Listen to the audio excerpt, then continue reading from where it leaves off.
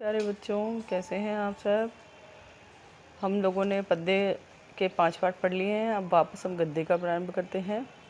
गद्य में अब हम पाठ 3 पढ़ रहे हैं, जो श्यामाचरण दुबे का है और उपभोक्तावाद की संस्कृति नाम से पाठ है। इसमें हम श्यामाचरण दुबे जी के बारे में पढ़ते हैं, लेखक के बारे में। कि श्यामाचरण दुबे का जन्म सन 1922 में मध्य प्रदेश के बुंदेलखंड क्षेत्र में हुआ। उन्होंने नागपुर विश्वविद्यालय से मानव विज्ञान में पीएचडी की। वे भारत के अग्रणी समाज वैज्ञानिक रहे हैं। उनका देहांत सन 1996 में हुआ। मानव और संस्कृति, परंपरा और इतिहास, बौद्ध संस्कृति तथा शिक्षा, समाज और भविष्य, भारतीय ग्राम, संक्रमण की पीड़ा, विकास का समाजशास्त्र, समय और संस्कृति, हिंदी में उनकी प्रमुख पुस्तकें हैं। प्रोफेसर दुबे ने विभिन्न विश्वविद्यालयों में अध्यापन किया तथा अनेक संस्थानों में प्रमुख पदों पर रहे। जीवन, समाज और संस्कृति के ज्वलंत विषयों पर भी उनके विश्लेषण एवं स्थापनाएं उल्लेखनीय है। भारत की जनजातियों और ग्रामीण समुदायों का पर केंद्रित उनके लेखों ने वृहद समुदाय का ध्यान आकर्षित किया है। वे जटिल विचारों को तार्किक विश्लेषण के साथ सहज भाषा में प्रस्तुत करते हैं। उपभोक्तावाद की संस्कृति निबंध बाजार की गिरफ्त में आ रहे समाज की वास्तविकता को प्रस्तुत करता है। लेखक का मानना है कि हम विज्ञापन की चमक दमक के कारण वस्तुओं के पीछे भाग रहे हैं। हमारी निगाह गुणवत्ता पर नहीं है। संपन्न और अभिजन वर्ग द्वारा प्रदर्शनपूर्ण जीवन शैली अपनाई जा रही है, जिसे सामान्य जन की ललचाई निगाहों से देखते हैं। यह सभ्यता के विकास की चिंताजनक बात है, जिसे उपभोक्तावाद ने परोसा है। लेखक की यह बात महत्वपूर्ण है कि जैसे जैसे यह दिखावे की संस्कृति फैलेगी, सामाजिक अशांति और विषमता भी बढ़ेगी। उपभोक्तावाद की संस्कृति। उपभोक्तावाद की संस्कृति जो पाठ है बच्चों, इसमें कि हम जो आजकल विज्ञापन आदि को देखकर जो सामानों की हम खरीदारी करते हैं और उसका जो प्रचलन बढ़ गया है, उसके बारे में इन्होंने बताया है। धीरे धीरे सब कुछ बदल रहा है। एक नई जीवन शैली अपना वर्चस्व स्थापित कर रही है। उसके साथ आ रहा है एक नया जीवन दर्शन, उपभोक्तावाद का दर्शन। उत्पादन बढ़ाने पर जोर है चारों ओर। यह उत्पादन आपके लिए है, आपके भोग के लिए है, आपके सुख के लिए है। सुख की व्याख्या बदल गई है। उपभोग भोग ही सुख है। एक सूक्ष्म बदलाव आया है नई स्थिति में। उत्पाद तो आपके लिए है, पर आप ये भूल जाते हैं कि जाने अनजाने आज के माहौल में आपका चरित्र भी बदल रहा है और आप उत्पाद को समर्पित होते जा रहे हैं। विलासिता की सामग्रियों से बाजार भरा पड़ा है, जो आपको लुभाने की जी तोड़ कोशिश करने में निरंतर लगी रहती है। यहाँ पर बाजार के बारे में बताया गया है कि विलासिता जो हमारे सुख साधन है, उसकी जो सामग्रियाँ हैं उनसे बाजार भरा पड़ा है और हर कोई आपको लुभाने की, यानी ऐसे विज्ञापन देकर आपको लुभाने की कोशिश कर रहा है। ऊपर वाले इसमें बताया गया था गद्य में कि आपके सुख की जो व्याख्या है वो बदल गई है। आजकल सुख की व्याख्या क्या हो गई? उपभोग भोगी। जो हमें मिल रहा है या हम किसी न किसी तरह से वस्तुओं का उपभोग करें, यही हमारा सुख है।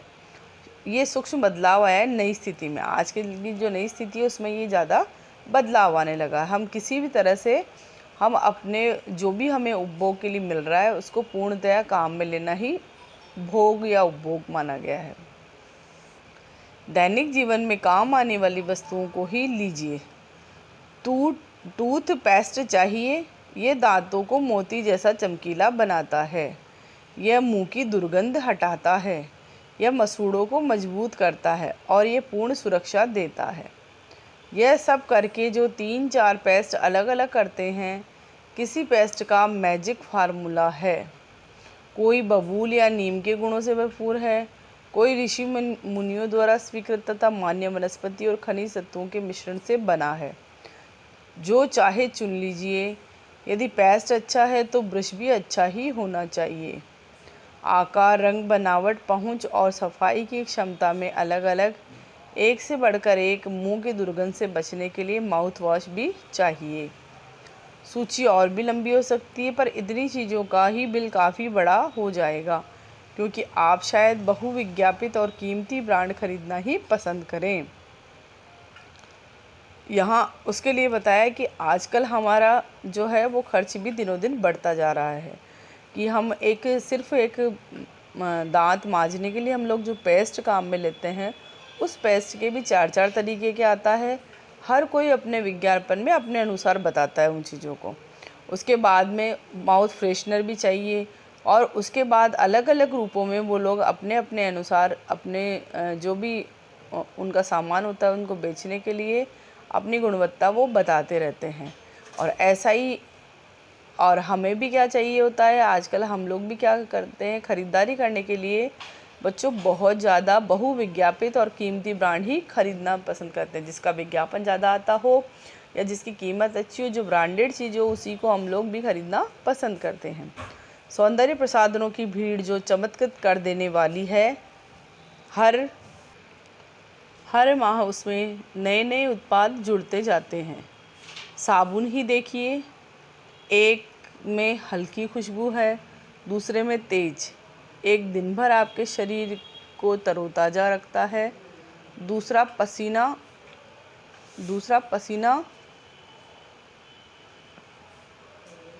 रोकता है, तीसरा जम्स से आपकी रक्षा करता है।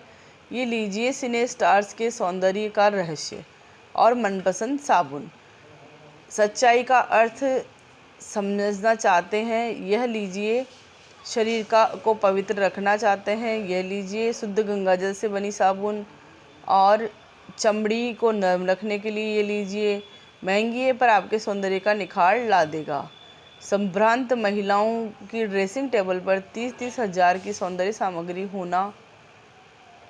होना तो मामूली बात है। पेरिस से परफ्यूम मंगाइए, इतना ही और खर्च हो जाएगा। वह प्रतिष्ठा का चिन्ह है, समाज में आपकी हैसियत जताते हैं। पुरुष भी इस दौड़ में पीछे नहीं हैं। पहले उनका काम साबुन और तेल से चल जाता था, आफ्टर शेव और कॉलोन बाद में आए हैं। अब तो सूची में दर्जनों 2 दर्जन चीज़ें और जुड़ गई है। यहाँ कहने का तात्पर्य यही है कि जहाँ जहाँ बाजारवाद बढ़ रहा है, तो वो उपभोक्ता की मांग भी बढ़ती जा रही है।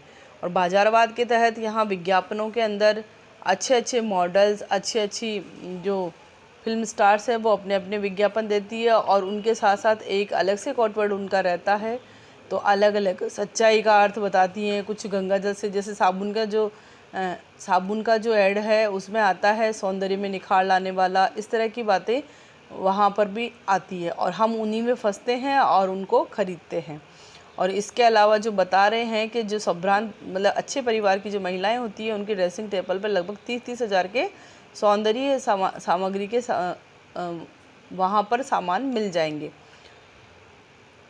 और महिलाओं के अलावा यहाँ पर बताया गया है कि पुरुष भी इस काम में आगे हैं। पहले